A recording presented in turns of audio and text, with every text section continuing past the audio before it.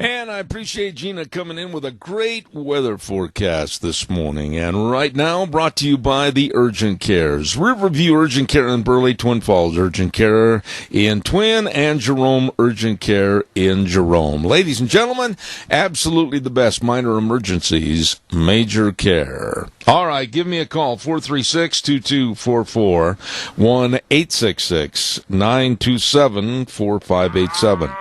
Caller, good morning. You're on the air. Yeah, how are you, Zeb? I'm fat and old. Hey, I'm getting there. That's happiness. Okay. So I wanted to talk about what you were talking about earlier, about, slaves and all that stuff. Right. And, I mean, if you look back in history, you look at only 1 in 5 were black slaves in this country. And look at who ran the slave trade. No one's mad at England, at France, at Spain. They went down to Africa, and they bought slaves from the Africans that lived on the coast, because the Africans that lived on the coast would go in and rape and pillage all the tribes in inner Africa and enslave them and sell them to the French, to the Spaniards, to the English. Like, I don't know why everyone's blaming us for it, you know? Oh, well, I mean, 1 in 5 were black. The other 4 were white. Well, here's the bottom line, and I'm not going to really get into a color differentiation here as to who, what, why, where, and how. But the fact is this. I'm not going to apologize for years gone by with slave trade or anything else, nor am I ever going to adhere to a remuneration process back to certain black families that the government is thinking about paying them kind of a stipend back to these families saying, oh, we're so sorry for slave trade and being slaves. Baloney. What happened in the past is in the past. I believe that slave trade and slave actions are wrong. But you know what? What happened then is not happening now, and I'm not about to settle for any kind of a cash settlement to anybody's family for something that transgressed 250 to 300 years ago. I totally agree with you.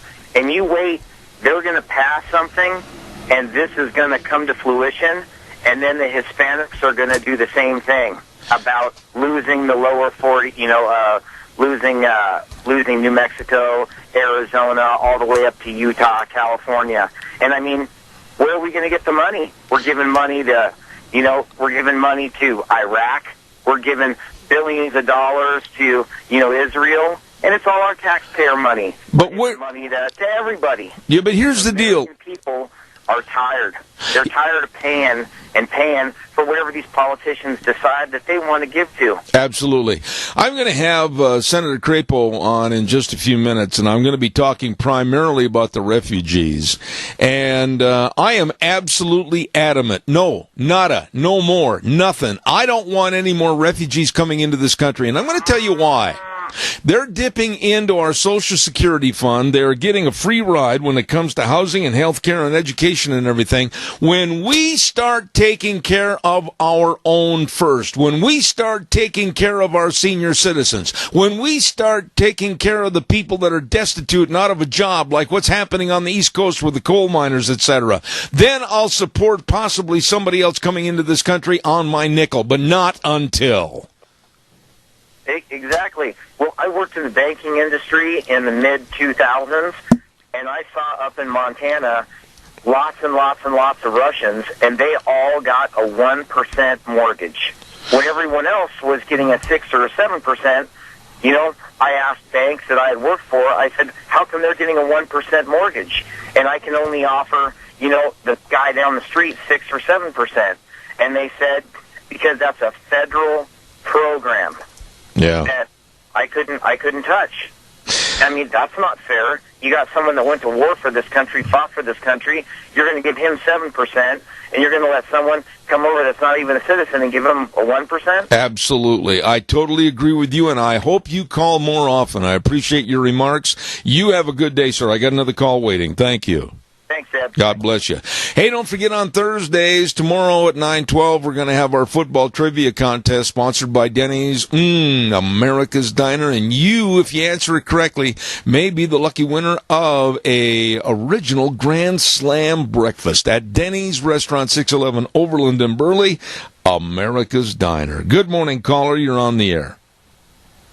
Good morning, Zeb. Just a little bit of history. Ever since the inception of the United Nations, there's been a drive by the elitists, not only in this country, the Council on Foreign Relations, trilateral types, to make a third world country out of us. And how do you go about that? Well, you could go about it by destroying our economy, taking our jobs, trade agreements like NAFTA and this pending Trans-Pacific Partnership and so forth. But in the early 50s, there was a Reese Committee. A fellow by the name of Norman Dodds. I actually have a copy of an interview on tape, a DVD, showing that he went out to H. Roland Gaither of the Ford Foundation and asked him why they were supporting all these socialist communist activities. He said, Gaither said off the record, he said, well, we're under directions to alter the life in the United States that we become a third world nation, so we can merge into this glorious one world government under United Nations control. And we see Agenda 21 with the coal miners, you're saying, I mean, with our energy, our jobs, they're just now proposing increasing the H-2B visas from 264,000 to over 264,000. You know, and all of these people compete against the Americans. So it's all about destroying the middle class of this country, making us a third world country. And you can't, and you and I are about the same age, and you can see in our lifetime what has happened to this country, and it's got to stop. Well, here's the other thing, Adrian, and you know I got a break coming up, but I want to just say this to you. You also can see that right here locally, we're bringing in a Trojan horse with the refugee problem through CSI, through the City Council of Twin Falls, and I'm wondering if it's a blind eye and a deaf ear, or if it's a plan for just money. Well, I would encourage people. There's a group called We the People Magic Valley, and I attended a meeting last night, and there's all kinds of different organizations represented in that group.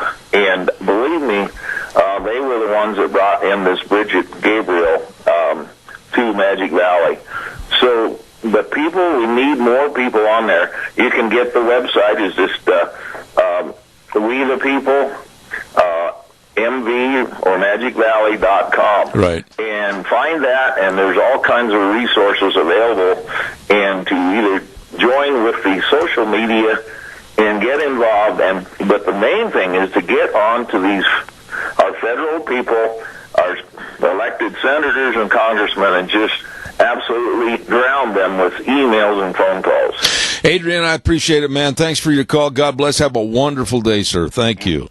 Thank you very much. Thank you. Bye now. Okay, real quick, I've got to tell you about our friends, and they are our friends and your friends at your Magic Valley Les Schwab Tire Centers. You know, I don't think I've ever seen a business, and all of them, I mean, they just run out to serve you with a smile on their face saying, hey, good morning, good afternoon, can we help you? Oh, my goodness, and they've got the best in tires, and a big fall tire sale is going on right now. I'm serious. You better get in there right now and check your tires, see if you need new ones, and like for your passenger cars, they got their Ultra Z900. Ooh, that is a good tire for passenger cars. All-season tread, 65 to 80,000-mile warranty. Are you kidding me?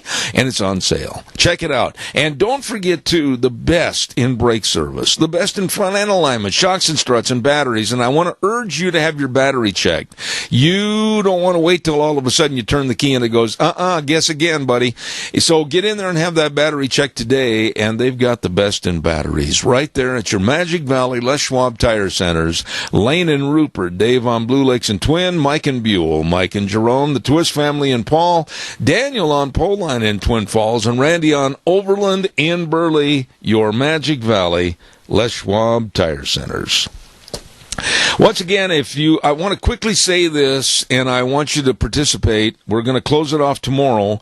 If you have some great ideas for an anti-Hillary bumper snicker, 6 words or less, we're going to have a grand prize given to the winner. We're going to announce the winner next Monday, and hurry and get those in. Email those to me at zeb@theranch@hotmail.com.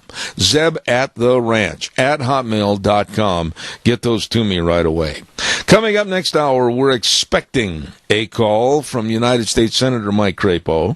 And then at 9:30, Dave Bego, followed at 10:06 with the Energy Lady. Boy, she knows all about energy or the lack of. Marita Noon. And then at 10:32 this morning, we're going to be visiting with the Director of the Department of Corrections for the state of Idaho, Kevin Kemp. So we got a whole bunch of things to get through this morning. And we hope you're on for the ride. We're going to have a good time. We are about ready to send it back over to our main studios right now as we'll go to CBS News. We urge you to be listening for the rest of the morning. Have a great day and God bless, so don't go away. 7 minutes. I'll be right back.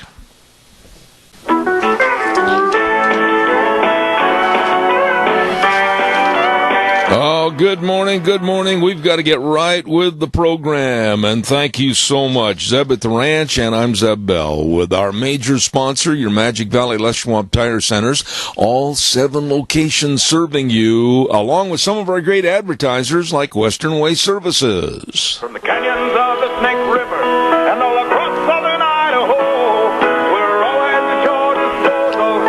Western Way Services, we care about our community, our resources, and this great land.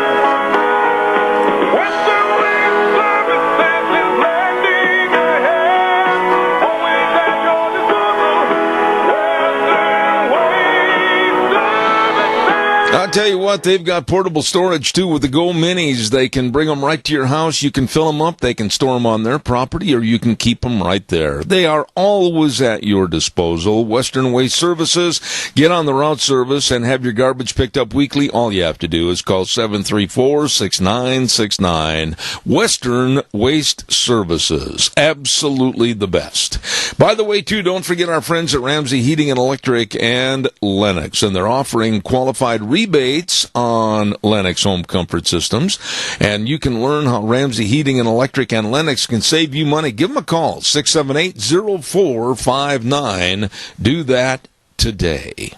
Right now, also, before we go to United States Senator Mike Crapo, I want to remind everybody about our dear friends over at Hanson Mortuary at 710 6th Street in Rupert with Joel Heward, his family, and his staff. They are always there to serve you with very, very flexible hours and give you family attention, always with the highest ethical standards, with unquestioned integrity.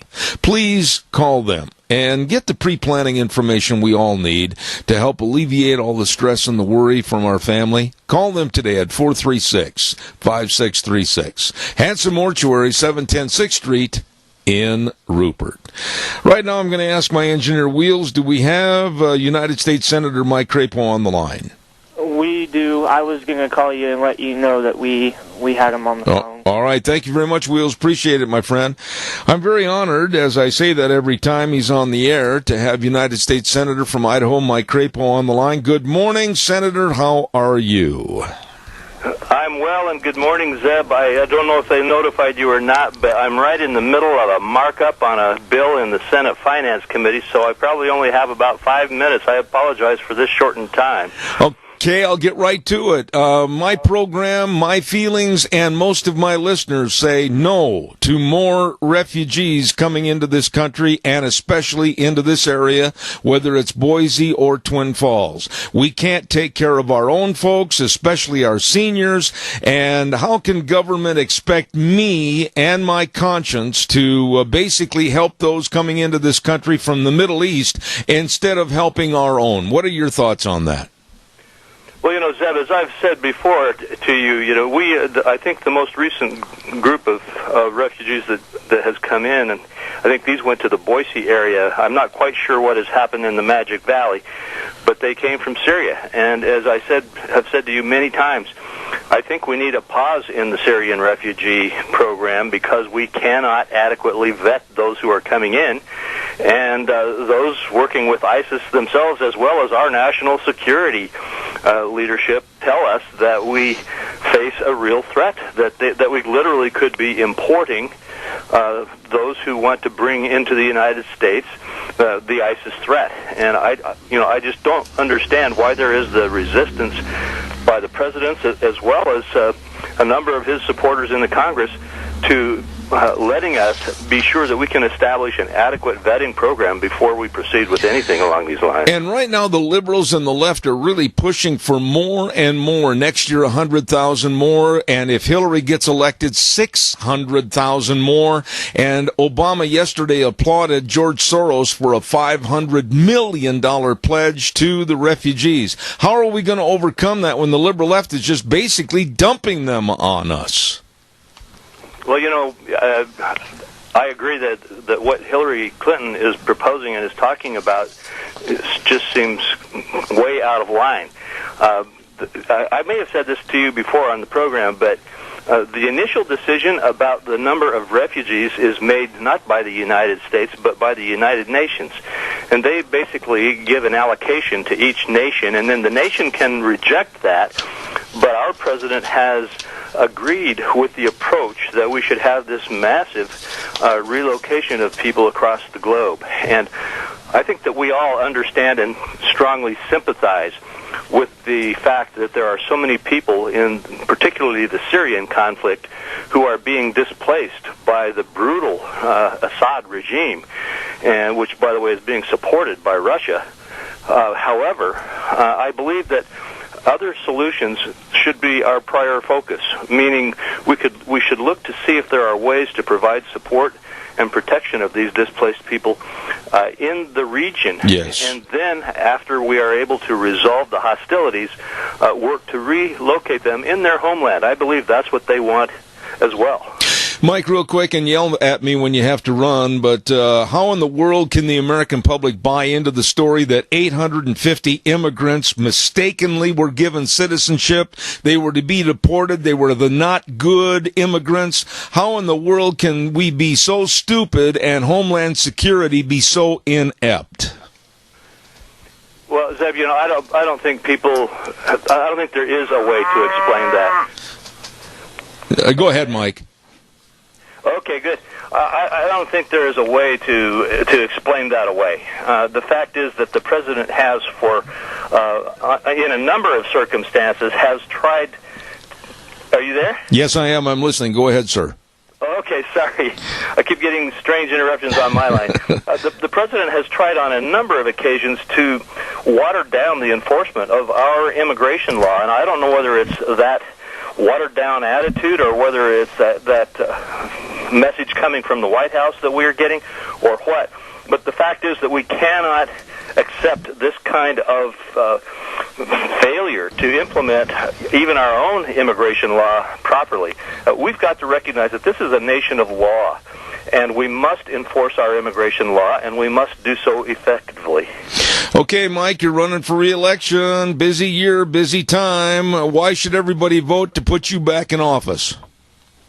Well, thank you for that question. I think that my record stands for itself. We have a fight in this nation over two very different views of government and of our society, in my opinion. The first view, as I describe it, is one which says we should have a big government with a lot of governmental control over the economy, less focus on individual rights, frankly, less focus on national defense, and a system in which the government's role is to redistribute wealth.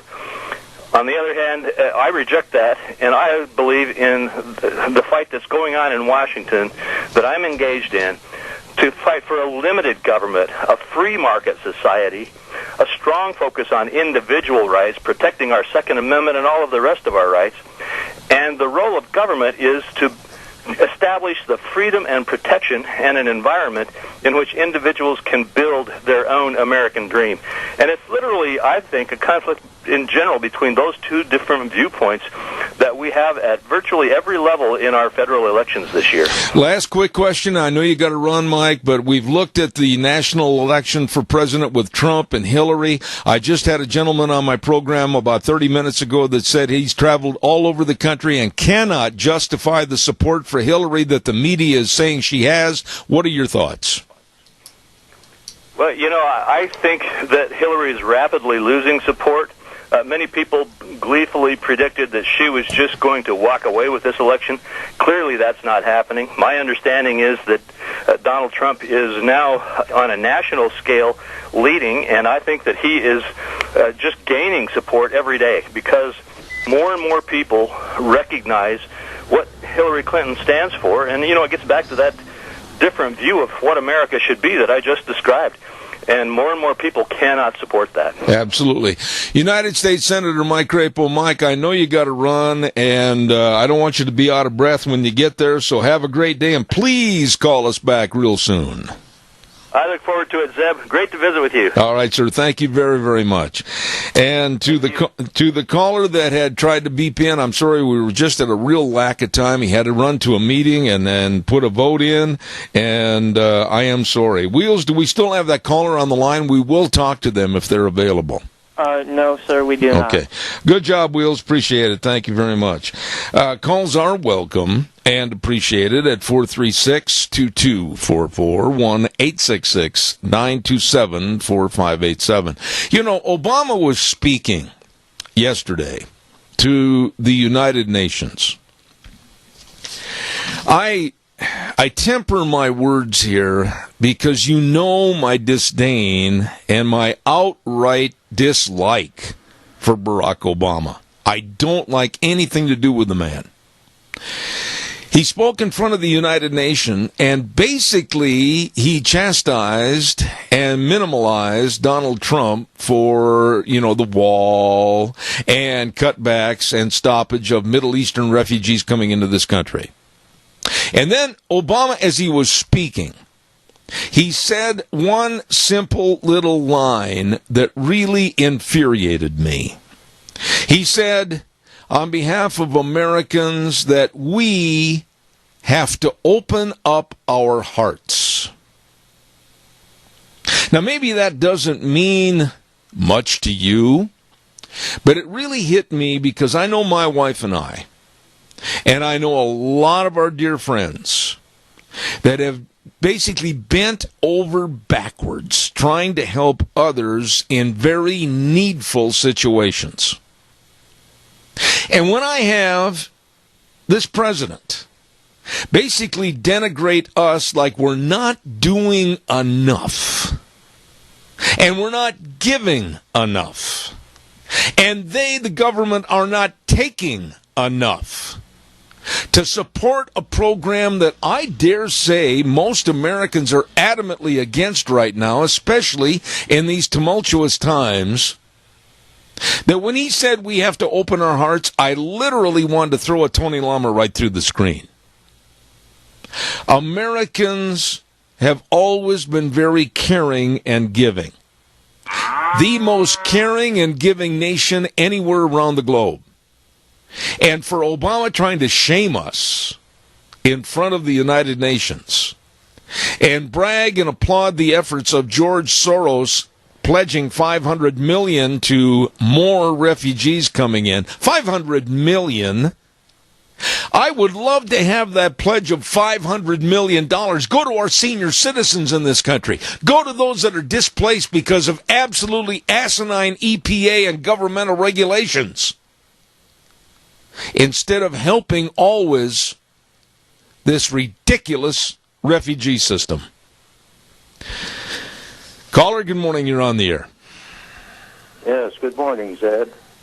It appears to me that the United Nations is working hand in hand with these terrorists to do anything to bring the United States down to its knees.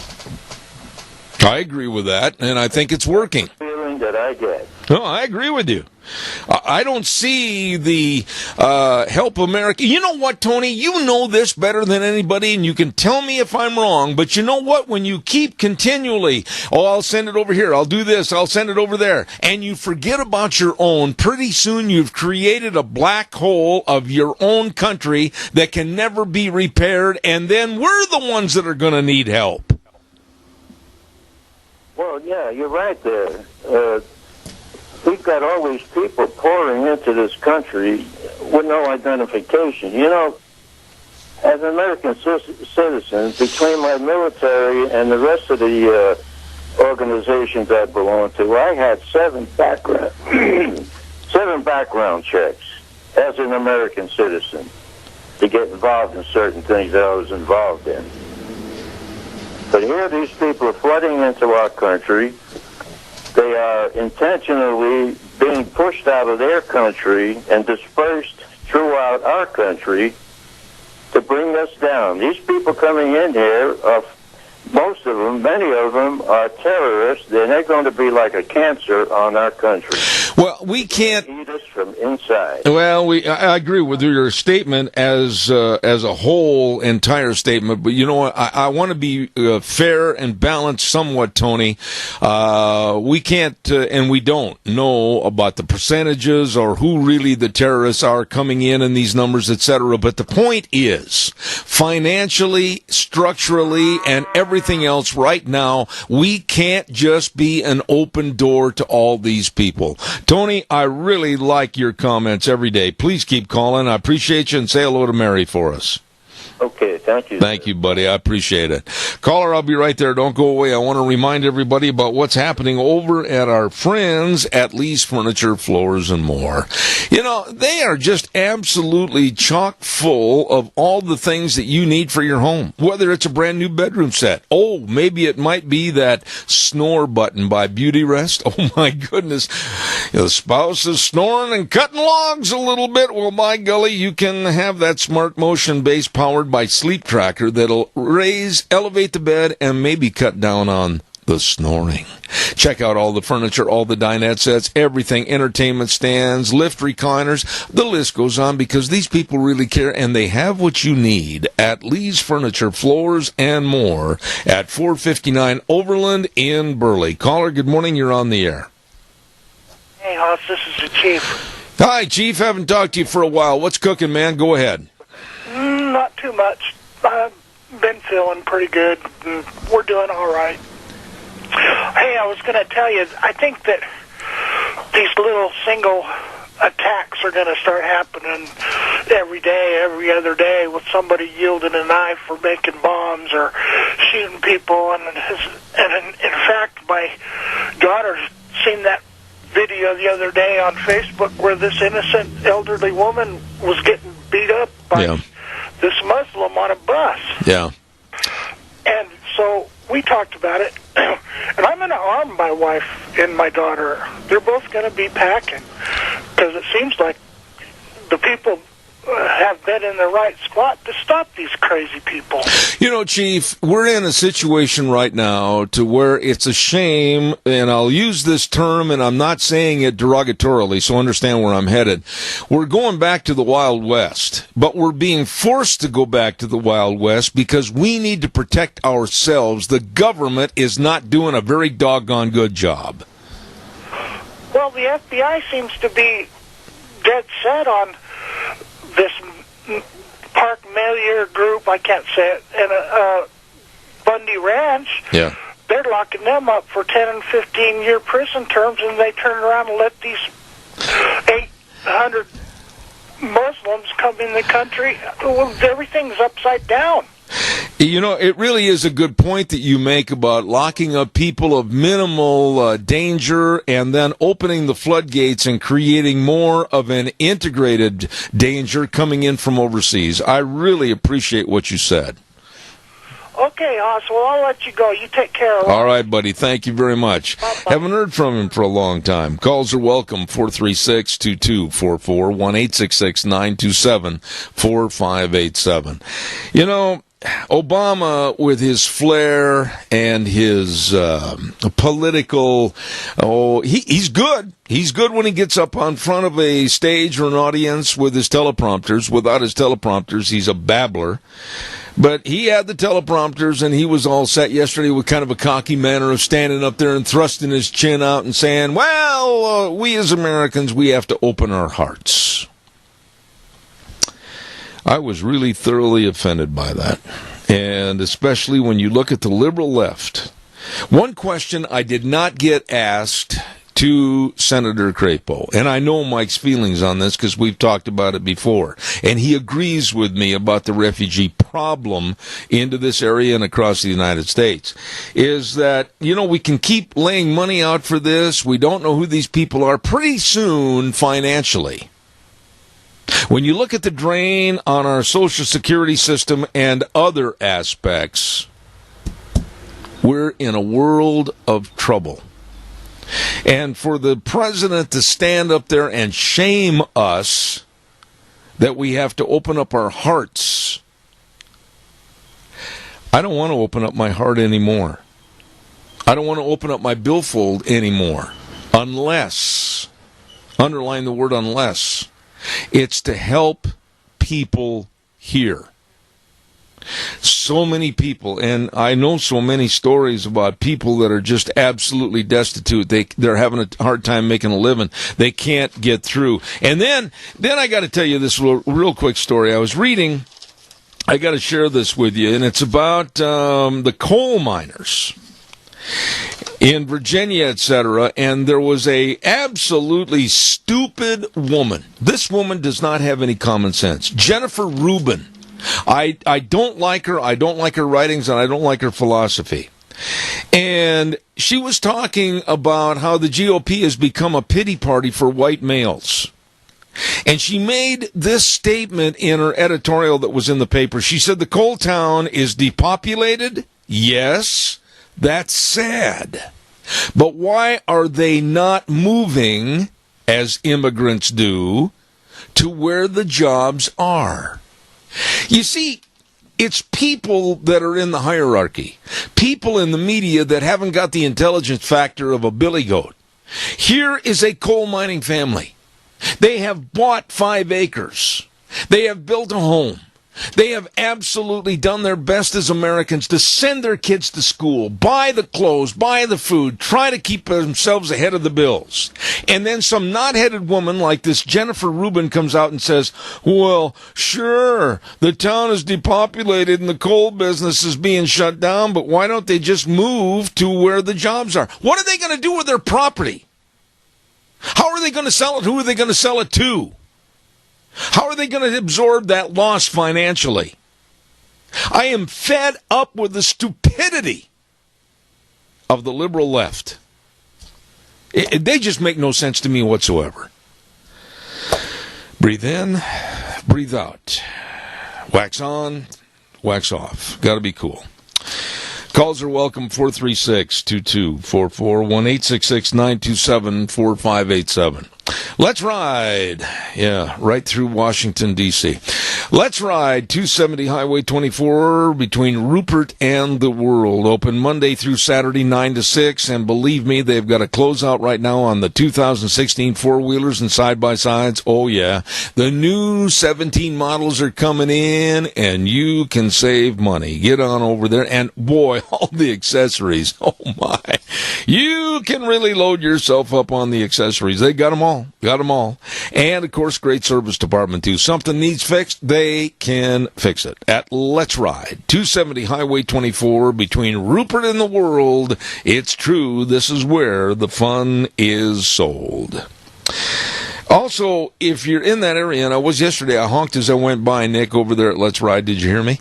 Our dear friends over at Cameron and Siemens Insurance, Highway 24 in Rupert. I urge you to call this number, 436-4424, and make an appointment and talk to them about your life insurance, health insurance, retirement planning, employee benefits, all of this and more, because they, Cameron and Siemens Insurance, are very devoted to helping you. Number to call again, 436-4424. 436-4424. Cameron and Siemens Insurance. Please call them right now. Did you hear the phone ring right away? The only thing is it's on a private line right there. Once again, I want to remind you, Gary Shoresman told me that they're going to have a ripping good time this Saturday at the 100-year celebration of the Old Settlers Association. It's going to be this Saturday, September 24th. Check-in time at 11, dinner at noon at the Rupert Elks Lodge on Highway 25 between Rupert and Paul. Oven-baked turkey and all the trimmings. I'm drooling. It sounds so good. Apple crisp for dessert. I love apple crisp. And you just be sure and lay out $15 a person. It's not bad. It's great food and great times. Entertainment is included in this old-fashioned, good old days, 100-year celebration of the Old Settlers Association. For more information, get a hold of Gary Shoresman at 436-3982. Caller, real fast. I've got to get to my guest. Go ahead real quick. Once again, I'd like to bring up the fact about these coal miners. I have a friend, that was from Price, Utah, had a car dealership there and was very successful. And this idea of closing down the mines and everything has just literally shut that town down to nothing. Yep. And, this is just an example of, like, what happened up in northern Idaho when the gold mining and everything petered out. That place just kind of diminished. Yep. None of those cities grew anymore. And see, right there, Keith Cottom, is where I want to help. I want to help those people in any way, shape, or form instead of looking at the government forcing upon us Middle Eastern refugees at our expense and the cost of our Social Security. Right there, that's who I want to help, not the refugees. That's absolutely true, and I'm right with you all the way on that, because it just isn't right. Like this one instance you gave of these people that had taken 5 acres and cleared it and built a house and everything. And then these liberal loons come along and say, well, why don't you just go where the work is? Yeah. You can't do that when you're right on the edge already. Well, see, that's the problem with liberalism. They were born without common sense. Keith, God bless you, man. Appreciate it. Thank you.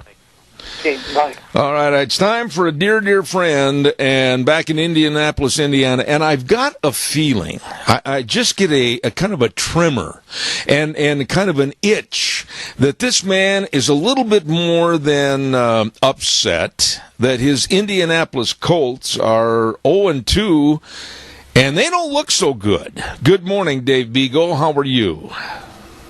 Well, I'm fine, Zeb, and I think we need a new coach in Indianapolis. I don't think this guy, he's a nice guy, but I don't think he likes to delegate but not follow up.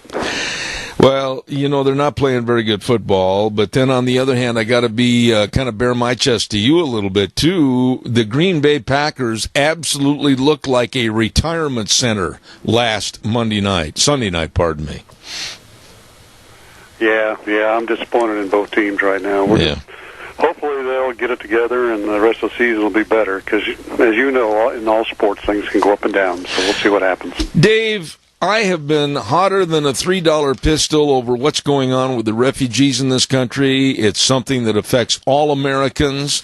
Obama yesterday spoke in front of the United Nations, and like I said last half hour, he said something in his speech that just absolutely infuriated me. Here you and I and everybody else is giving, helping, and then the president stood up there in front of the UN and said, we as Americans have to open our hearts. Dave, I'm telling you, I have given and helped as much as I can, but I don't want to help these refugees coming in here. I want to help the people that are displaced because, like the coal miners in Virginia or others, our senior citizens that haven't got enough money or a way to get their meals, those are the people that I want to help. You go ahead and tell me if I'm wrong. No, Zeb, you're exactly right, but I think it all goes back to his fundamental goal, and that is to destroy this country and bring it down, declare martial law and take over. And we're getting closer and closer to the election, and he keeps throwing this stuff out here. And, I don't know if you realize and your listeners realize that Obama, compared to the rest of the presidents, has issued 1,000+ executive orders in 7 years. And, and you look at them, and they're all things like this to give refugees a chance to come in this country, all kinds of stuff that put such a burden on our economy that you collapse it and you take over. Absolutely. And when you listen to some of the greatest humanitarians, Billy Graham's boy, Franklin Graham, a man that I admire, a man that I look up to, and he said a long time ago that we, the United States, and other nations in NATO should be looking and should be devising policies to keep those people in their homelands and develop safe zones so that they can stay in their own land and hopefully take over in their own country instead of spreading them all over the globe. Well, that's exactly right.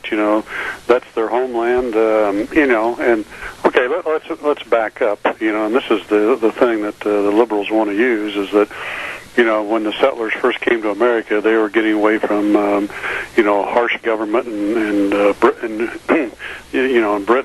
And they came over here and started this country and all that, and that people around the world today should have the same opportunity. What they fail to realize is that back then this country was basically not very inhabited, and we came in and our people developed this country and we're a nation of laws, and we have these laws here to protect our company from becoming another Britain.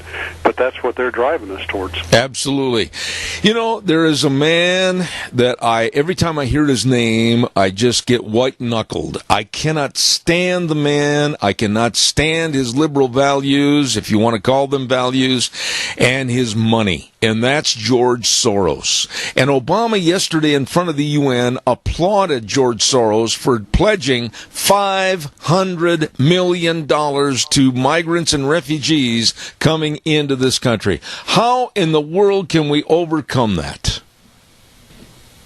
Well, we got to get people in office that, understand capitalism and the free markets, and they have values, and they're not just trying to bring down this country for their own,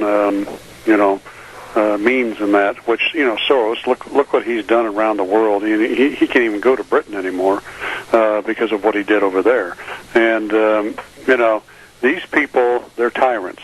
They want control because they're so much smarter than us, and they think they are so much smarter than us. And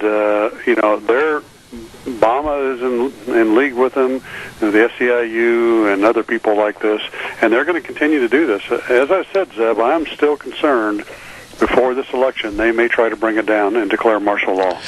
Okay, let's talk about that a little bit. You have said that on numerous programs in the past. I am not going to argue that point of view because I think you may have a very valid point. What about and how could they do that? I mean, we're sitting here as an armed society. Are they going to bring in the Sherman tanks? Are they going to bring in the black helicopters? What are they going to do? Are people just going to fold like a cheap lawn chair? How would they implement something like that? Well, they've been doing their military things out west. I think you know about that. I do. And yes. Obama keeps providing executive orders or writing executive orders that gives him control of everything and the government control of everything. Like, I'm just looking down some of these right now. Executive order allows the government to take over all modes of transportation and control of highways and seaports. Allows the government to seize control of communications, take over all electrical power, gas, petroleum fuels, take over all food resources. Well, if he's got this and he instructs the military to go out and do all this stuff, what are we going to do? Yeah. And people like me would be a closed-down entity. I mean, man, they would consider me an anarchist, and I'm history, and so is Dave Bego, correct?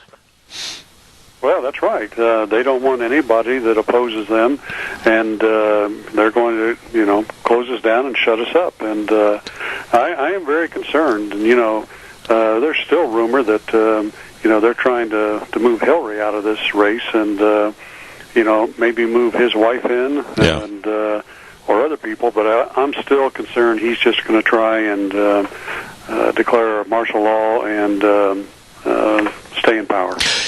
Dave, I just absolutely do not understand the liberal mindset, if there is a mind there at all, because I was reading a story in the paper the other day called "The GOP has become a pity party for white males," and in the story, and I'm going to give a synopsis real short, there was a little bit about, people like the coal miners, and the writer, Jennifer Rubin, said this in this note, and I want you to refer to it and give me your answer.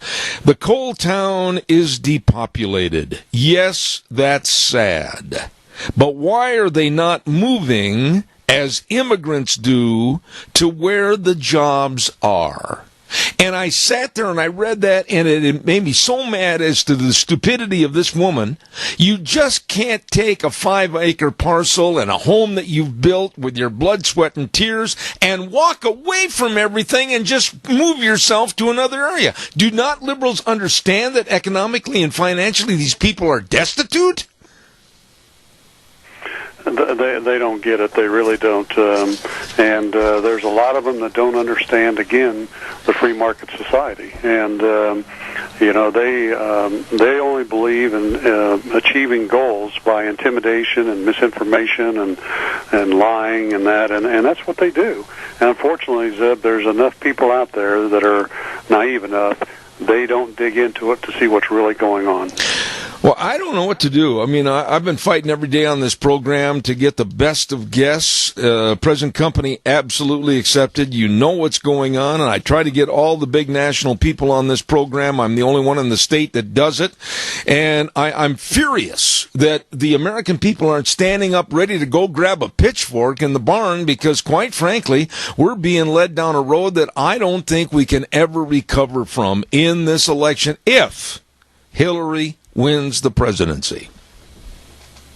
Well, I think you're exactly right, and I think Trump needs to wake up. I mean, he's doing better, but I know behind the scenes that the unions are really getting their ground troops out there. They're getting their feet on the ground and going around and trying to get people lined up to vote, whether they're legally can vote or not, and get them to the polls. And these are some of the things I don't think they realize. And this can make a difference in a couple percentage points that could sway the election. And, I've even talked to some union members out in California who, I've talked about in my book. And they're fed up with their union. They're fed up with what's going on with the Democratic Party and the liberals. And they're massing together to support Trump. And we need more of that around this country. Dave, I'm changing gears a little bit, but it all goes to the stupidity as to where we are as a nation. I did a little survey the other day. I was listening to the television and various stories that were about various colleges and universities around our country and what they're promoting or what they're trying to say to their college students. At Vanderbilt University, they're having a big discussion as to what you should be called, what pronoun you should be called, him, his, her, whatever. They're taking a lot of the time on the study of Vanderbilt to figure out how they can be politically correct. Then at another university, they're saying, oh, no, we can't have any pictures of 911 and any remembrance of 911 because it might make the Muslims feel bad. At Columbia University, they were apologizing and they were saying that, my goodness, we can't have students listen to conservative values because we need to apologize for hurting their feelings. And at another university, they were saying that students are afraid if they're conservatives to speak out because they might be beaten up after class. What is going on in the higher education level of our country? Well, Zeb, I firmly believe that's been a part of the whole agenda for many years to bring down this country. And they had to infiltrate different parts of our systems, and education being one of them, and putting people in there that are liberal, that don't understand what truly, they don't understand what's going on. They don't understand the free market system and capitalism. They've never had to work. They've never had to be competitive. And they've been setting this stuff up over the last 50 or 60 years, infiltrating this country, and now they've got the guy in power to help them, again, bring down the capitalistic society we have and replace it with socialism and communism, and have this guy stay in power. You know, Dave, I know that there are others that feel just like we do. When you go out to dinner, or if you go to the golf course, or at a meeting at your office, what are you hearing from people? I mean, what are you hearing from some of your employees? What are you hearing from people out on the street? What are their thoughts about where we are right now as a country? Well, there's a lot of people that are very concerned where we are. Unfortunately, Zeb, the biggest percent of the population, they're so busy in their daily lives and family and work and everything else, they don't really dig down into this. And they're concerned. They don't like where the country's going. They don't believe this president has done a good job in what he's doing, despite what some of the polls say. But, again, it's hard to get people really together to form a backlash on this whole thing, and I don't think we're going to see that. You know, we're less than 50 days from the election, but next Monday night will be the first debate. Now, we've heard charges from the Hillary camp already about genderism and sexism, etc. Oh, poor me. Oh, because I'm a woman. Holy cow, have they painted Trump into a corner, or what are your thoughts? Well, no, I think he can answer that pretty easily because, the SEIU tried to do the same thing with me, that I was against people of different race and different religion and different gender and all that kind of stuff. And when I confronted them, debated them, I said, look, please understand something. I accept and welcome people from all backgrounds, ethnic, religion, whatever it may be, as long as they're good people and they adhere to the laws of our country. And that's what I'm looking for, and that's what I support. And quite honestly, they didn't know how to answer that. And even the clergy people that attacked me. And these are the type maneuvers Trump has to do, and he can really expose her if he does that. Okay, but I look at Trump many times up at the podium during the primaries as a hand grenade that somebody's got the pin almost pulled out. Does Hillary know where that pin is? Is she going to try to get him to explode? And will his handlers meaning Trump, will they be able to, hey, wait a minute, Donald, better back off on this and just smile? Do you think he's going to be controllable? Well, Zeb, I hope so. I mean, he's done a better job the last few weeks, and he's toned it down a lot. And he doesn't tweet as much as he did, and stuff like that. So I think there's a chance he will. And he just has to, when he walks out on that stage, he has to be prepared to talk about his agenda, the things he thinks is important in this country, and like sealing off the borders and restoring our economy and jobs and all those type of things. And again, we're a nation of laws, and obeying our laws. And if he does that and he sticks to that, and when she says stuff like, you're gender racist and all that kind of stuff, he responds like I did to the SEIU, I think he can be successful. And yes, I think he can do it. Yeah. One final thought here, Dave, is the spoiled brat society in the GOP. I don't care who they are. I don't even want to mention all their names. But, they pledged that they would support the GOP nominee, and now they're doing nothing. They're not adding anything to help. They're just sitting back like they're spoiled little brats, and somebody took their bag of Halloween candy away. These people are frauds and charlatans as far as I'm concerned, because Trump had to sign a pledge. They were all after his commitment to sign a pledge. He'd do this and do that for the Republican Party, and now they have backed water on him, and they're not doing anything to support. What are your thoughts? Well, unfortunately, in politics, Zeb, and I've seen it because I've been to Washington a lot, obviously, and fighting the battles, And you see this on both sides of the aisles. And unfortunately, politicians anymore are there for their own well-being because, quite honestly, it's such a lucrative job. And, we need to, again, I've talked about it before, we need term limits. People need to go and serve their country for a couple terms, then go back into private enterprise and work. And, by the way, I wanted to tell you one other thing back to this thing with Hillary and, her attacks on Trump because of gender and stuff like that, and the liberals and that. I was actually at a restaurant the other night, and there was a lady and her husband who had a Marine shirt on. They were older people. I would say they're in their late 70s. And she brought up to the server next to me, she says, "Don't call me Hillary." I started laughing, and the server walked away. I said, "Why did you bring that up?" She says, "Well, he was asking my name. He started to say Hill."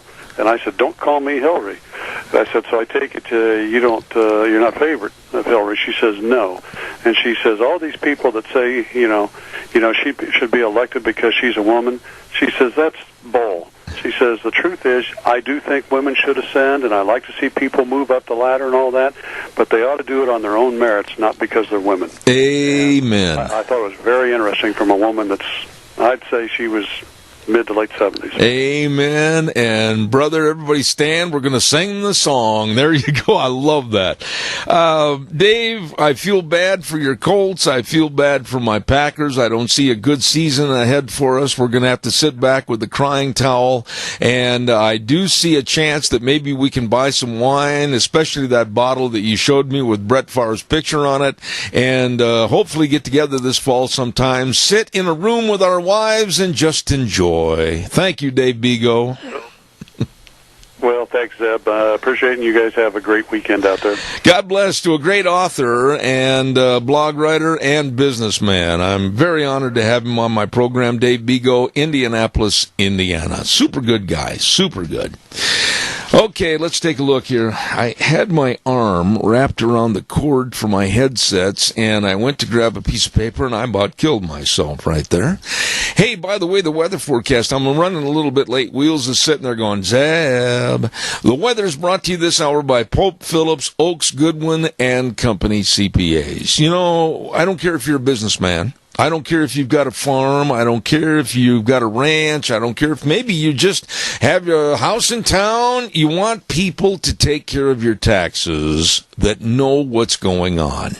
Pope Phillips, Oaks, Goodwin and Company, with Curtis Pope, Todd Phillips, Rob Oaks, Mitch Goodwin, Heather Daly, Lyden Crane.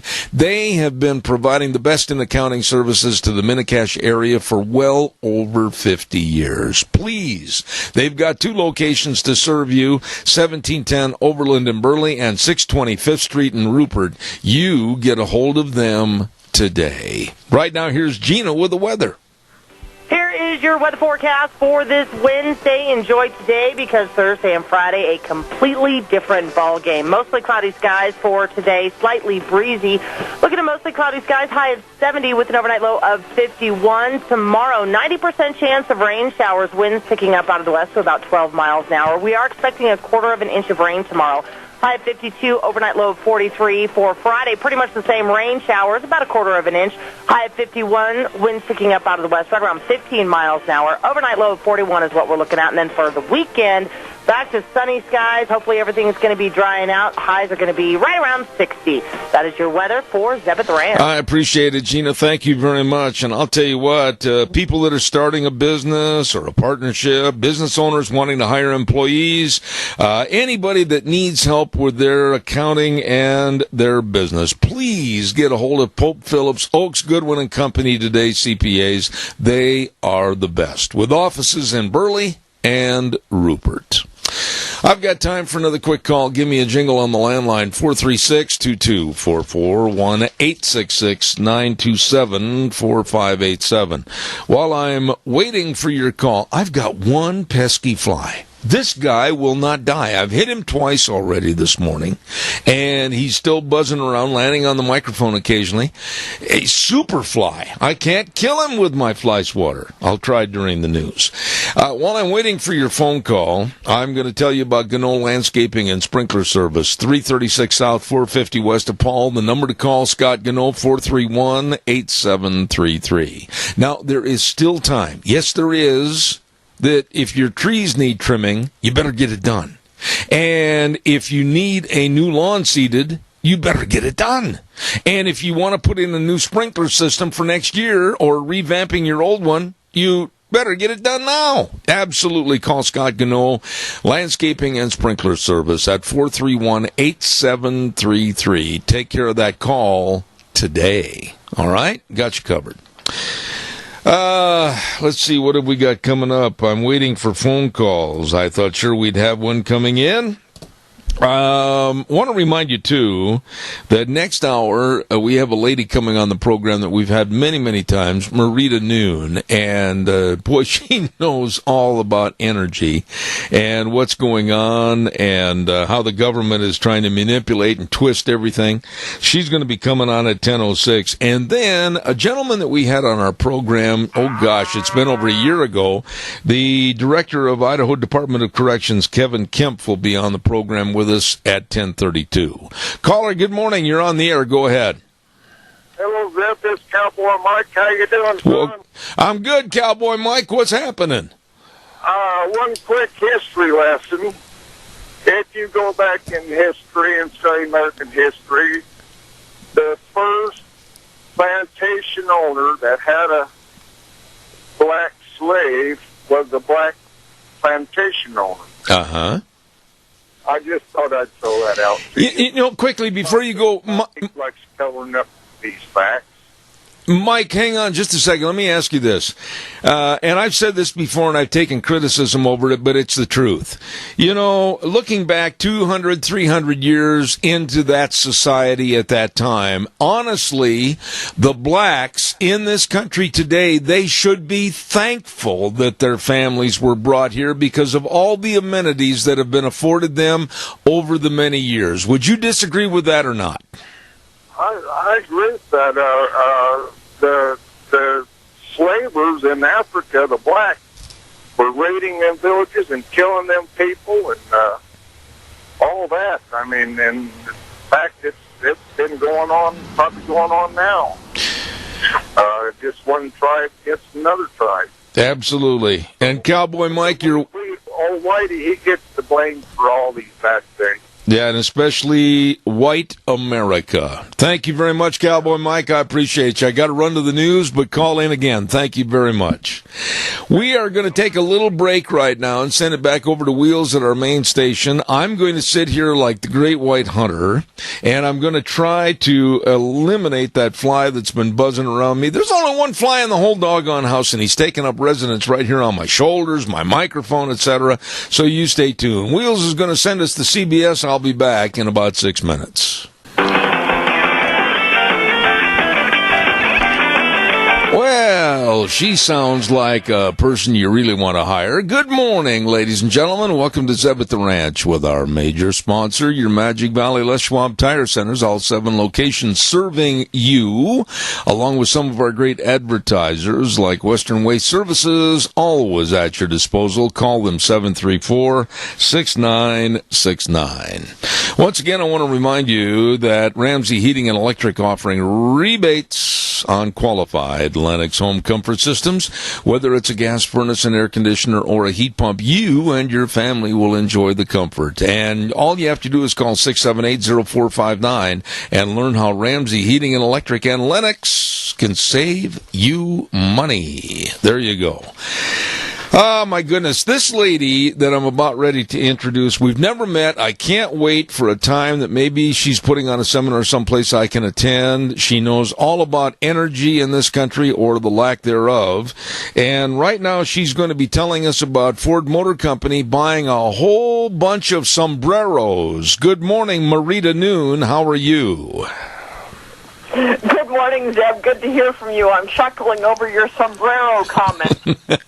It's really the truth. It seems like everybody wants to move everything down south in the land of cactus and sombreros. Am I wrong? Well, no, you're not wrong, but unfortunately, there's good reason for it. Unfortunately, there's a lot of factors. I primarily, in my column this week titled "Blame for Ford's Mexico Move Falls on Obama Administration," I primarily focused on the CAFE standards because that's in my wheelhouse. But there's other things such as trade policies and taxes that are also a big factor. And the bottom line is that we have made America a place where it doesn't make sense to invest. And Mark Fields, the CEO of Ford Motor Company, earlier this year in an interview with CNBC said that. He said, we're always going to invest where it makes sense for business. Well, no duh. What industry isn't going to do that? And clearly by their decision announced on September 9th to move all their small car production to Mexico, clearly America is not a place where it makes sense to invest for business. I learned a lot that honestly I did not know about small car production and also the CAFE standards. And you have got me hooked. You have a column that you put out every week or maybe even more than that regarding Energy Makes America Great. And I tell you what, you really have done your homework. Well, I actually learned a lot myself writing this week's column, and I have written on the CAFE standard many, many times, and it's one of the very first issues I learned about when I first got into this business, which is now 10 years ago. CAFE standards was one of the first things that I wrote about, and in fact, back at the time, there was an op-ed, I believe it was, and we're talking obviously years ago, in, I think it was Wall Street Journal, and it was written by Sam Kasman, who's the general counsel for CEI, the Competitive Enterprise Institute. And I didn't know anybody back then. I didn't know anyone. I didn't know any. Wheels, did we lose our caller? And it still says she's on the phone, but evidently we have had a blip and it's cut off. Would you please check and see if she's there and immediately try to reestablish that call, please? Thank you very much. We have had in the last couple of days, I don't know if it's something with inversions, temperatures, sunspots or whatever, but I'm getting a little bit more than tired of some cutoffs on our program, and I don't understand why. While I'm waiting to reestablish Marita, and God bless her, I hope she's not mad at us. It was nothing that we had done or turned off here.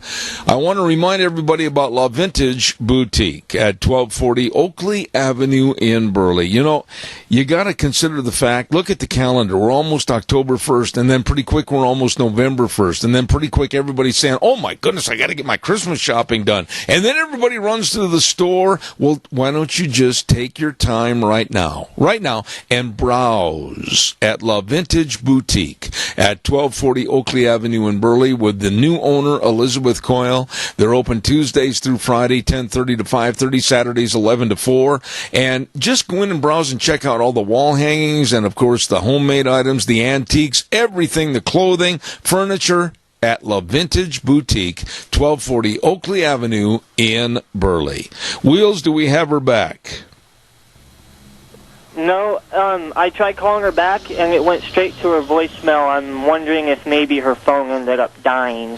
Well, keep trying. I mean, I don't want that stopped. You just keep trying that number, and hopefully we can reestablish. Deanne, if you'd come in here and try to reach her via email, we'll try to figure out what the problem is or was. But all of a sudden, Marita was no longer with us this morning, and this has happened a couple of times this week, and I'm starting to think that government gremlins are involved. And we'll see if we can't figure out what's going on. So hopefully we can reestablish that phone call.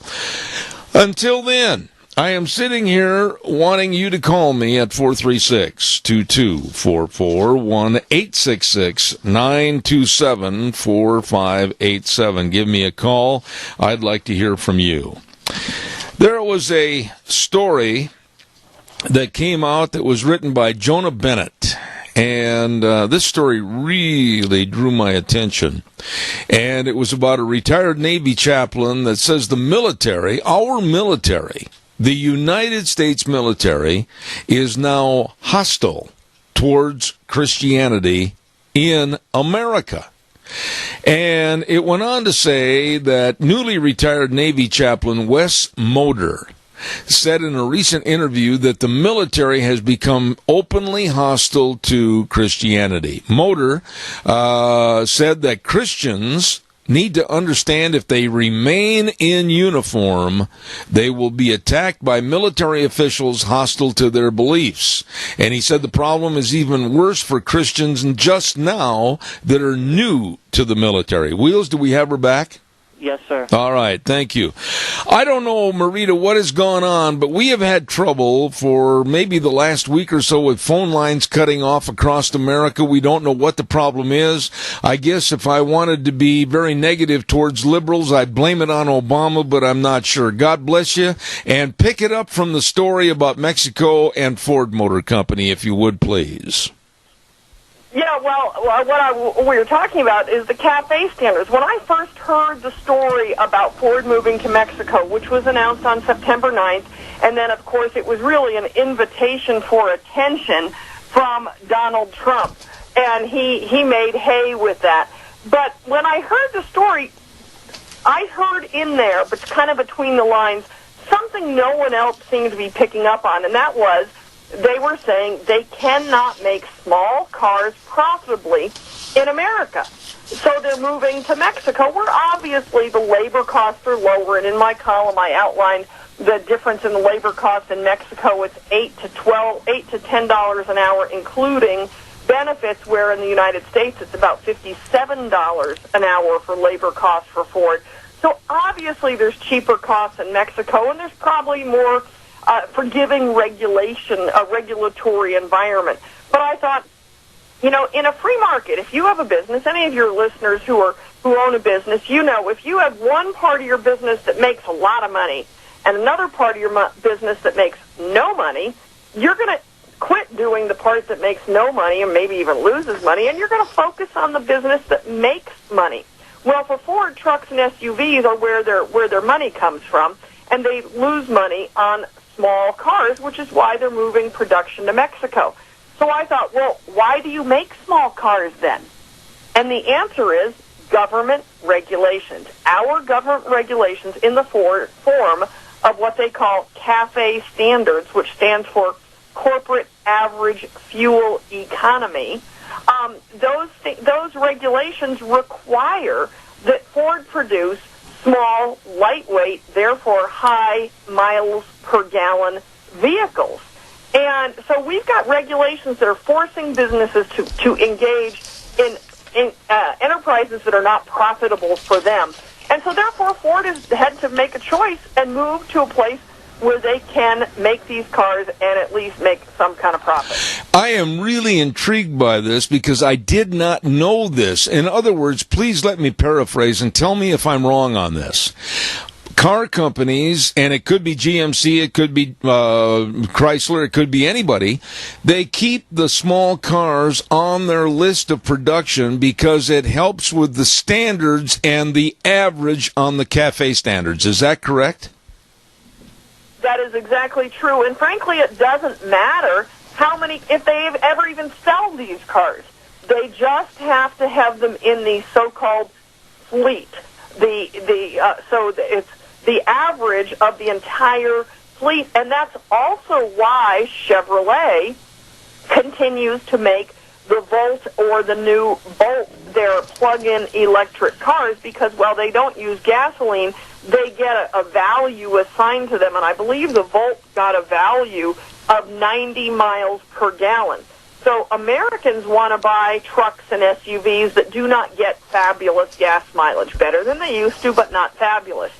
And so in order to sell, for example, Chevrolet, to sell their Silverado pickup trucks that they're currently heavily advertising, they need to balance that with cars that have a very high fuel economy, even though news report after news report tells us American consumers do not want to buy these electric cars, and once the leases run out, they can't make the price low enough for people to buy them. When the lease runs out and they've used up the tax credit, they return the car to the dealer, and the dealers can't resell them, which, again, tells us nobody wants these cars, but they have to produce them.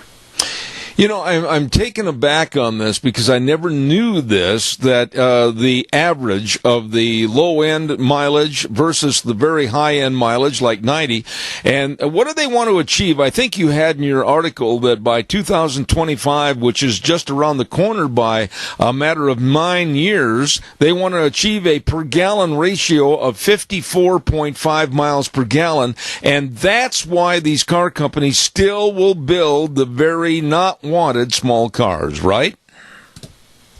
That is a big part of it. I mean, Ford does sell small cars in Europe, so you will give them a little bit there. But that is a big piece of the puzzle, and they need to meet this average. And this is something Obama upped. The environmentalists wanted that average to go to 60 miles per gallon. They negotiated and got it down with the car companies, which were fighting this. I mean, to me, it's baffling that a car company cannot simply make the kind of cars they want to make, and if consumers buy them, great, and if consumers don't buy them, well, they lose. Also, I hear you've got a call, but I have to get in. This is why Tesla sort of makes sense. They get credits because their only vehicle in their lineup gets theoretically high MPG, and they sell credits to the other car companies. Oh, my goodness. The list goes on. Caller, quickly with your question for Marita Noon. Go ahead, please. You're on the air. Yeah, dealing with Ford Motor Company, I think it's mainly the unions that are the problem. $57 an hour. They're probably figuring every expense into that, such as health insurance and FICA and everything else, the amount that they have to lay out. Why don't they give the people that work there the choice of whether maybe they need to cut a few dollars an hour and stay in America or not? But I don't think the union is that strong there. All right, we'll have Marita respond to that. Thank you. Marita, what about the unions and the strength of the unions?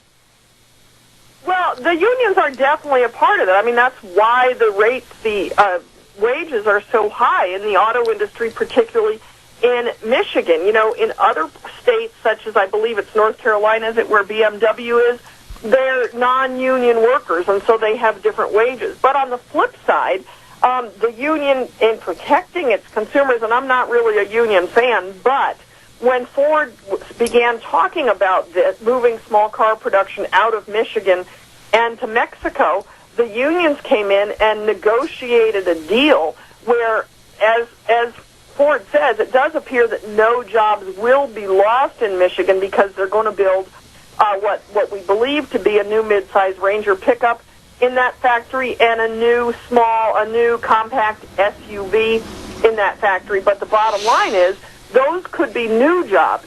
The jobs increases in Mexico since 2008.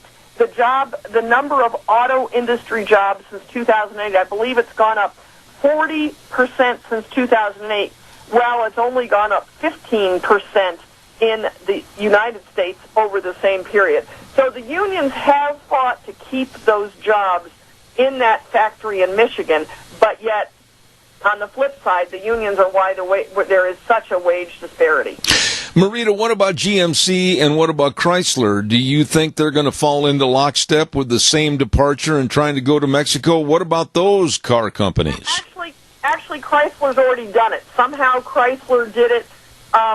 They didn't do it in the middle of a campaign cycle as Ford did. Ford's timing on this announcement was very bad because it happened in the middle of a campaign cycle where we have both candidates decrying any company that sends jobs out of America.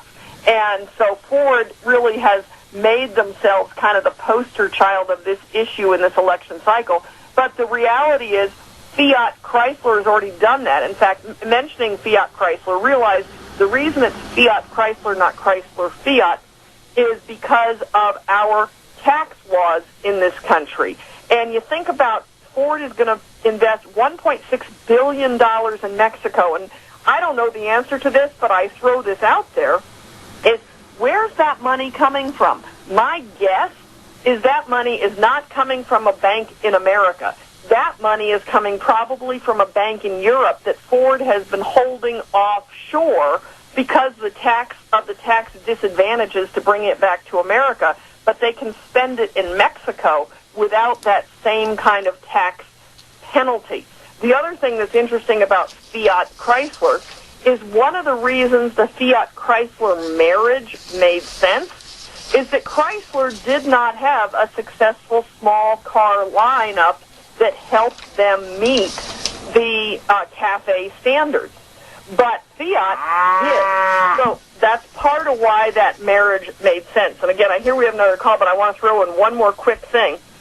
Think of, say, Ferrari. They are basically a single kind of car. It doesn't get good gas mileage. I believe they are the biggest buyer of Tesla credit. I see. This is all starting to be like a domino game right now, falling in place. Caller, good morning. You're on the air with Marita Noon. Go ahead, please.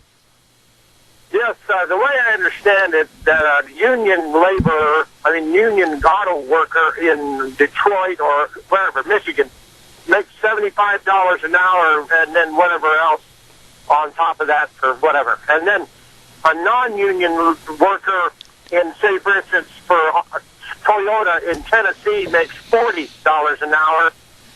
But I was just curious how much the Mexican auto workers are going to be making in Mexico for Ford. I'll hang up. All right. Marita, go ahead, please. Well, the reporting that I quoted is from Reuters. I'm not the original reporter on it, but it says that the Reuters says the minimum wage for the average worker, now this is not necessarily auto worker, in Mexico is $3.50 an hour in Mexico, and that auto workers in Mexico get paid much better than the average. They get $8 to $10 an hour, and that includes, according to Reuters reporting, that includes benefits. Marita, let me ask you this. To mention our caller's comment on wages that the union workers make, I think he said in the 70s, it's probably true. There's a two-tier system in the auto industry now. The newer workers that come in get much, much less than the so-called legacy workers get. And so I believe that's where that $57 average figure comes in. Okay, Marita, I'm going to ask a question perhaps I should have the knowledge on, but it's just not there. I can't remember. Who, what group, what organization, what group of mad, frizzy-haired scientists sit in the background and come up with the CAFE standards that we, the American consumer, have to adhere to? Well, I mean, it was something that was passed by Congress back in a different energy era, back when we were afraid that we were running out of oil and we wanted to not be dependent on the Middle East. And so I believe, and I don't have these numbers right in front of me, but I believe the original standard was in the high 20s as an average per gallon.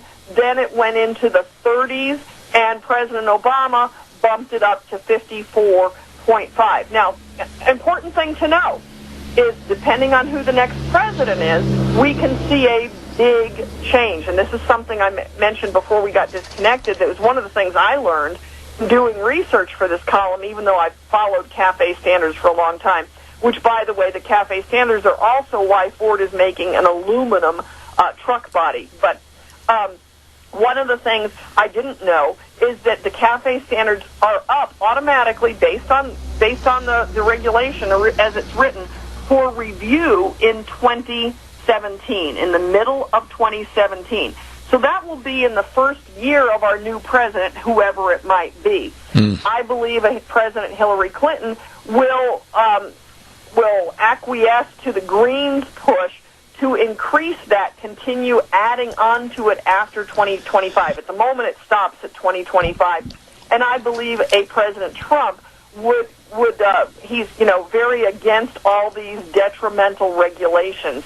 And I think a President Trump would definitely be open to revising it, if not totally repealing it. We've only got a minute left, and my question would be that people that are involved in making a living on the road, people that are salespeople, people that are involved in different activities, professional rodeo that I've been involved in. I mean, private travel could be really stymied in the next 10 years because of not a lack of energy, but because of the CAFE standards. Is that correct?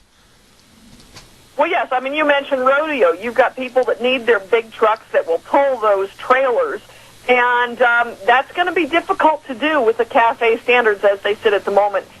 We're really pushing technology beyond where it naturally goes, which is what I see is a part of the problem with the Samsung 7 phones, pushing technology too fast. Marita, you are excellent at what you do, and I made the statement a couple of weeks ago that I'd like to have you on weekly, which we are doing. This is an excellent piece. Blaming Ford's Mexico move falls right on the Obama administration. I compliment you. This is a really well-done piece, and thank you so much for being on our program this morning. It's always a treat. Sorry, we had a little technical problem. It's all right. Marita Noon out of Texas, thank you very much. And, of course, she is with Energy Makes America Great. And believe me, a very, very knowledgeable lady. I don't know of anybody that knows as much about what's going on with energy than her. And she has a great book called Energy Freedom. And I'll guarantee you it's worth reading and keeping that book and highlighting a lot of the very important material. We're going to get ready to send it back over to our main studio. I still have that pesky fly here in the studio. And we're going to be coming back in just a few minutes with the Director of Idaho Department of Corrections, Kevin Kempf. And we look forward to having him on the air talking about our prison system, not only here in the state of Idaho, but across the United States. Right now, we'll send it over to Wheels. We'll be back in about 3 minutes.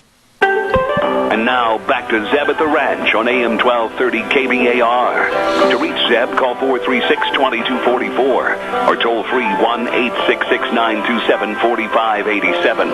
And now, here is Zeb Bell. Welcome back. We're on the home stretch in the last half-hour segment of our program this morning, and welcome. We'll have our guest on the air momentarily. I want to remind everybody about Lee's Furniture, Floors, and More at 459 Overland in Burley. I've known this family. I've known this business for a long time. Everything they do is first class, and they've got the very best of dining sets and entertainment stands and bedroom furniture and all the recliners, everything for you and your family's enjoyment and comfort. Please stop in and see them today. Absolutely the best. Lee's Furniture, Floors, and More at 459 Overland in Burley. Right now, I'm very honored to have this gentleman come back on our program. It's been, I think, almost over a year since we've had him on the air, and he is the State of Idaho Department of Corrections Director, and we'd like to say good morning to Kevin Kempf. Good morning, sir. How are you? Good morning, Zeb. It is a pleasure to be on your show again. Well, it's my pleasure, believe me, because I want to learn a lot from you. Recently, Kevin, I was reading an article in the paper, and the headline was Obama administration to phase out some private prison use. Now, does that phasing out encompass the prison in Boise or prisons here in the state of Idaho? What's going on here?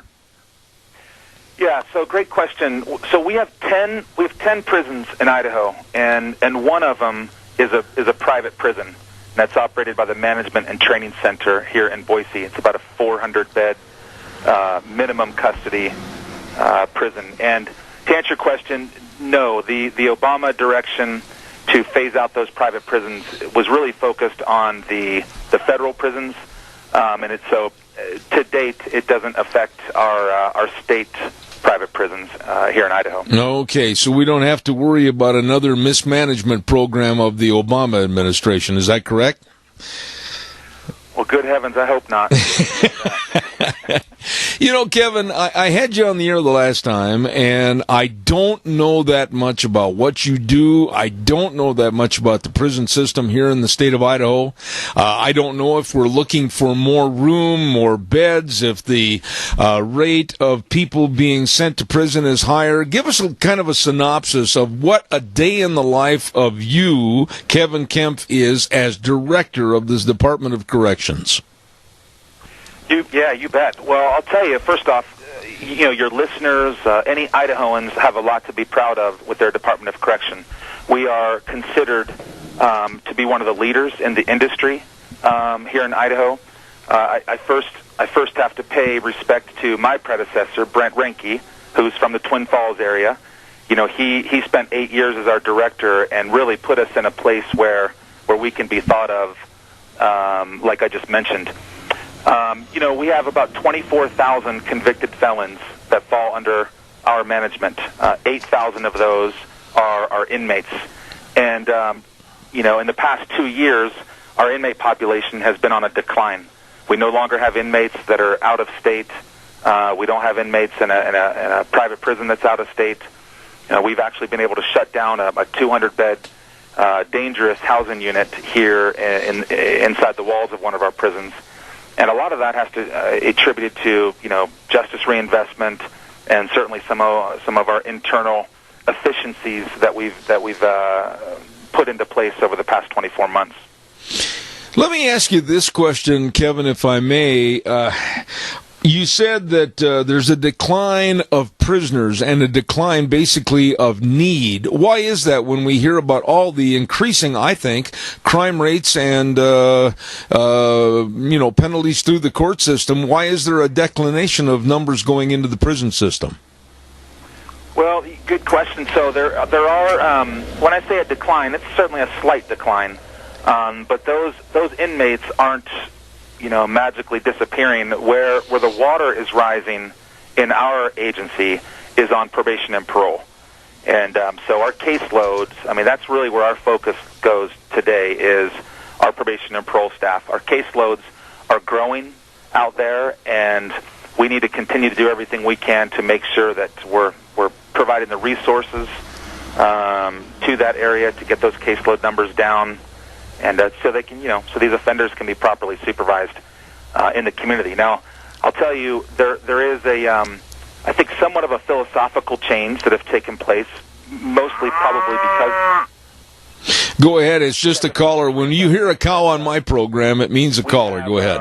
A lot of those inmates that were in our system that were doing time for a drug crime, in many cases, they're out there in the communities today on probation and parole, being supervised by a probation and parole officer. Before we take this call, Kevin, let me ask you this, and again, I'm shooting from the hip on this. That's the way I do all of my interviews on this show. But what about the Obama administration just recently releasing and pardoning all these hardened drug criminals and drug traffickers? My goodness, it seems like a turnstile business. They're back on the streets, and they're going to hurt more people.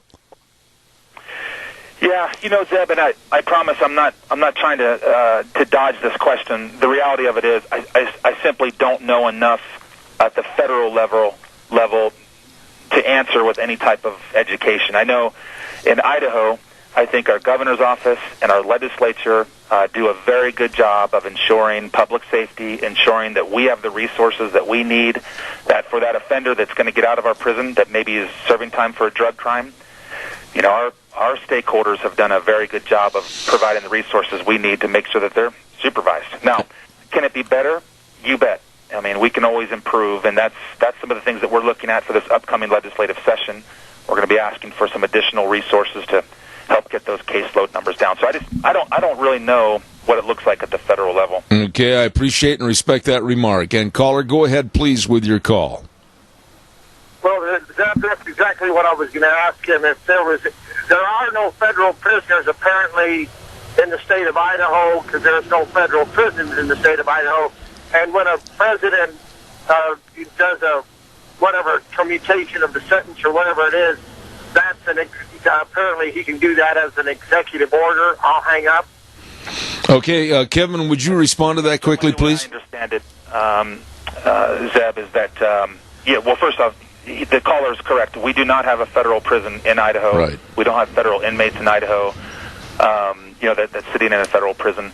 The one thing that's I think is a success. My own personal view is this. It's a concept called SALSA. It's a special attorney with the United States Attorney's Office. We've got one here in Boise and one in eastern Idaho. That essentially, if there is a significant gang issue or a drug issue, instead of prosecuting that person at the state level, that person will be kicked up and prosecuted at the federal level. And if they're found guilty, that particular person will be shipped off to a federal prison somewhere. In most cases, they do a little bit more time in a federal prison. But what it does for us here in Idaho is that in many cases we'll break those ties, those drug ties, those criminal ties that person had here in Idaho. Have that person sitting in a federal prison in Kansas, if you will. And I know that's not necessarily great for having their resources next to them, but they've demonstrated that they're committing some serious crime. It makes sense to me to break up that crime ring as much as possible. Kevin, is there today kind of a under-the-table nudge or push to create more leniency for probations and parole? I don't know. I don't know if I don't think so. I'll tell you my own personal philosophy as it relates to corrections is these are the facts. 97% of every one of our Idaho inmates will be returned to an Idaho community. 97%. That screams to me the responsibility that we have as a Department of Corrections employee to do everything we possibly can to make sure that offender, when they get out into an Idaho community, that we're producing a better neighbor than what we found. I get a lot of the thoughts about, hey, make prison hard, make prison tough, make it so tough that they'll never want to come back. But the fact is, that theory has been shattered for years and years and years. You cannot make a prison hard enough. That's not how criminals think. First off, human beings can endure a lot of different things and very harsh circumstances. But even like the most deplorable, difficult prison systems in the past have shown the highest levels of recidivism. And that's simply because, you warehouse an inmate. When they get out, you and I would drive by a neighborhood and see an open garage door. You and I would go, my gosh, I never want to go back to that prison again. But that's not how criminally minded inmates or people think. They don't think they're going to get caught. Their arrogance overrides any rational thought. So they're going to go in your garage and steal your golf clubs. And so the best thing to do for us, the responsibility we have, and this frankly is what Idahoans should expect of me, should hold me accountable to it, is to produce a better neighbor than what we found on the front end of our system. We've got to do something with that person to reduce crime in our communities. Okay, but let's take and tear that apart one piece at a time. How is that production of a new neighbor established? What do? What's a day in the life of that prisoner? What do they learn? How are they phased in so that they can appreciate a moral value to be a better citizen in the community? What takes place? Well, first off, while they're with us, we subscribe, we feel like the same Idaho values that we have today as Idahoans should be applied there. We don't feel like the dignity and basic humanity should be checked at our front gates. Again, because you treat people like an animal, they're going to act like an animal. So first and foremost, we need to have our prison system treat people with respect and frankly be in a position to get these inmates to program, have them program and change how they think cognitively and get them an education and then structure when they are given a decision by the parole commission to be released in the community, they need to have that release be structured. And what I mean by that is, of course, the time between they walk out of that prison and meet with their new parole officer needs to be very, very short. And then once they hit the streets, the transition needs to continue the same path that it was on. One of the things that we've just instituted this past year, Zeb, it's called a community mentor program. We're seeking assistance and help from all Idahoans to get involved. And how they can do that is sign up to be a mentor to an offender that's coming out into their community. Like I said, 97% of them are coming out. And when there's an offender that's out there that fails or does something stupid or commits a new crime, heavens forbid, that's not just a failure on the Department of Corrections. It's a failure on all of us. And we've got to find a way to help that offender. And I personally believe that's what sustainable public safety looks like. We will never have the resources to surveil someone to the level that they need surveilled in hopes that they don't commit a new crime. You've got to do something to make sure that you have community members involved, they're structured release, they have a job, they have housing. And I say all of that at the same time tell you that Idaho, and this is where I go back to that Idahoans, I think, can be proud of their system. We have one of the best recidivism rates in the country. Our recidivism rate hovers right around 34%. Mm-hmm. You know, and many other of my colleagues across the country have a 60% and 70% return rate on their offenders. That's not acceptable. Kevin, let me ask you this. On one end of the spectrum, you might have the high school dropout that was a annual offender, if you will, in and out of the court system. On the other side of the scale, you might have a white-collar crime, maybe embezzler, whatever it might be. How do you get both of those parties on that different end of the spectrum so that they can understand and go back and fit into the community? On one hand, you have an uneducated person that didn't care about getting an education. On the other hand, you have a very knowledgeable person. What do you do, and how is the recidivism rate handled in that case? Yeah, great question, Zeb. So it starts with a judge. I mean, really, that's just about the front door of our system. You know, that person's been arrested. Now they're in front of one of our district judges across the state, and that judge will be given what they call a pre-sentence investigation. And that pre-sentence investigation is a very, very thorough investigation that's done by one of our staff members in the Department of Corrections that really dictates to the judge what this person is all about. Do they have education? Are they amenable to probation? Are they a threat to the community? And the judge determines, of course, if they're going to stay on probation or if they're going to get sent to the big house, one of our prisons. Once they come to us, we assess that person. We put them through a battery of tests of what their education level is, what do they need? I mean, are they a drug user? Are they an alcohol abuser? Are they in for domestic violence? And depending on what they're all about, that's the path they then get put on.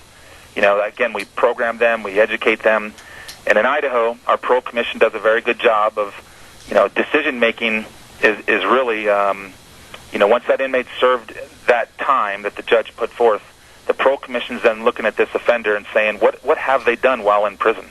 Have they put forth effort to get an education? Have they put forth effort to, have a job and those types of things? And if they have, and they have a good parole plan, then in many cases they'll get released. If they haven't, if they've just taken the option B and, rolled up their sleeves and hung out on a rec yard getting a tan, well, and those guys aren't getting out. That's screaming to the parole commission that this person's not ready to be on supervision in the community. That gives a Reader's Digest version of what that looks like. In the time that you've been the director of the Department of Corrections, I'm sure that you have had some outstanding success stories that you'd like to relay. What's your favorite about somebody that was in the prison system, left, and really became a good community model? Wow. Well, first off, you're right. Again, knowing that our recidivism rate is 34%, that tells you that the vast majority of people that leave our prison system are successful. And we measure that within a 3-year time period. If they don't come back into our system within 3 years, we're saying that that's a success, because research has shown that if you can get out and stay out for 3 years, your chances of staying out of prison forever is very, very high. I guess just even if you said that, who comes to mind is a female inmate by the name of Stephanie Silva. She lives over in Idaho Falls right now. Stephanie is an absolute success story, a hardcore heroin addict. Her life was an absolute disaster. She was arrested. put into our prison system, and really is an example of someone that took advantage of the resources. She educated herself. She got herself in programs. When she got out on parole over in Idaho Falls, she took advantage of everything that was given to her, and today she's a community leader. She's a tax-paying, law-abiding citizen. She's one of the members of our Idaho Meth Project over in Idaho Falls, and we have regular contact with her. And she's a great feel-good story. And there's a lot of Stephanies and other, of course, men out there that are successful. And it's the real good part of the job, because as you can imagine, there's a lot of sleepless nights in these jobs, and so where we can celebrate those successes, we certainly do. Kevin, I've only got about a minute left, and in a very short summation, what would you want my listeners to know about the prison system here in the state of Idaho? Well, that's an easy one, Zeb. I'd want to point all attention towards our staff. We have about 2,000 staff members that are state employees that Idahoans can be proud of. These are hardworking, dedicated, zing out of bed in the morning staff, and they, you don't get rich in these jobs, but they're doing it because they have a calling to it. They have a passion for public safety, and man, they are a fun group to show off and to put up there on a stage. They're doing some pretty amazing things, and I'm proud to be a part of them. I really enjoy having you on the program, and feel free to call me anytime for any issue that might need to be discussed. And I'd like to thank the director of the State of Idaho Department of Corrections, Kevin Kempf. God bless you, man. Thanks so much for being on our program. God bless you too, Zeb. Thank you so much. All right, sir. Thank you.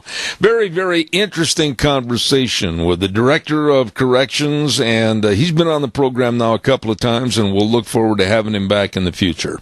Kevin Kempf, thank you very much. Oh, my goodness, we've got to get the weather on here right now. My, I'm running late. Don't forget Scarrows Meats, 331 North Road, Jerome, and the number to call, 324-7657. Changing the way we eat, one delicious bite at a time.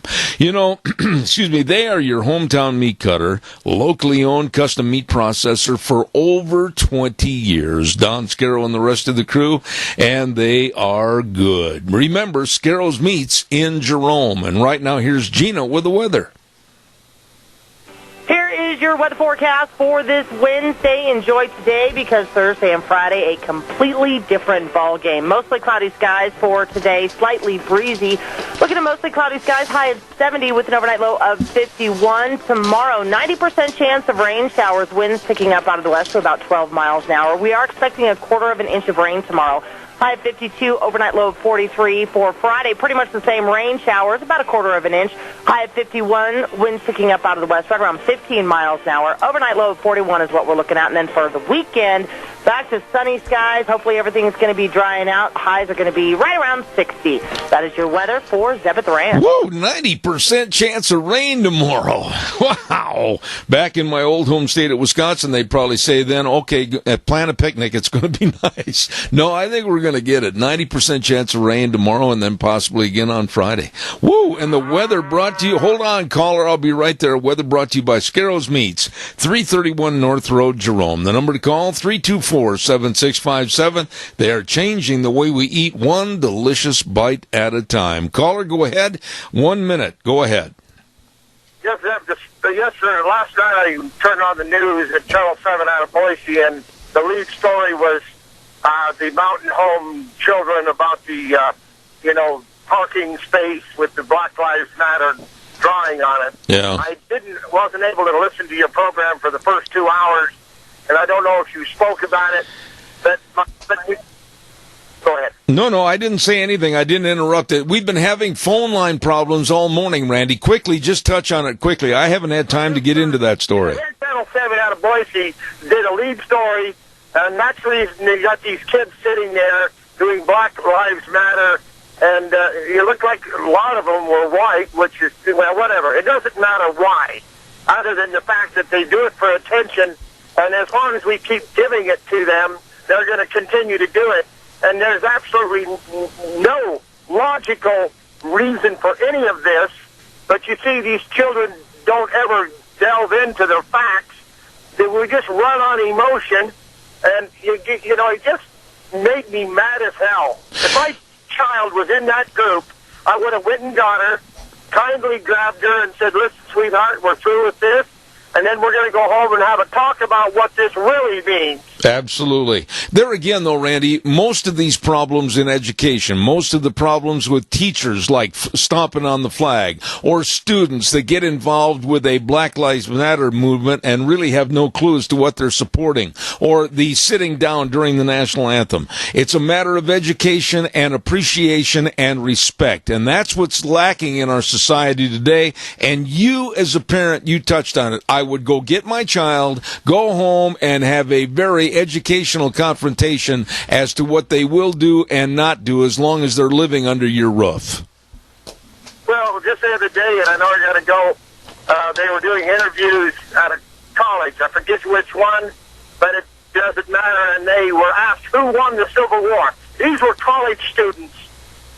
They had no idea who won the Civil War.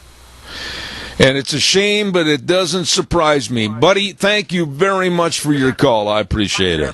I tell you what, some of the higher institutions of learning, are you kidding?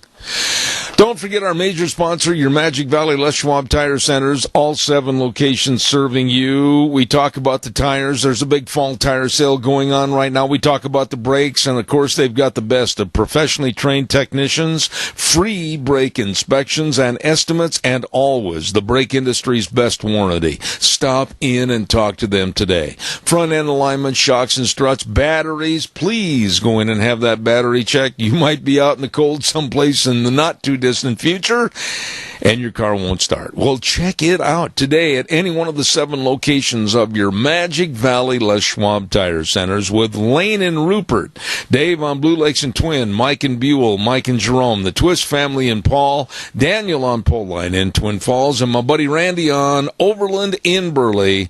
The best. Your Magic Valley Les Schwab Tire Centers. Got to run. Today's over, and enjoy the afternoon. Zeb at the Ranch. We'll be back tomorrow morning at 8:06 right here on KBAR 1230, and then also on the internet all over the world on ZebBell.com. God bless you, and the way things were are the way things ought to be.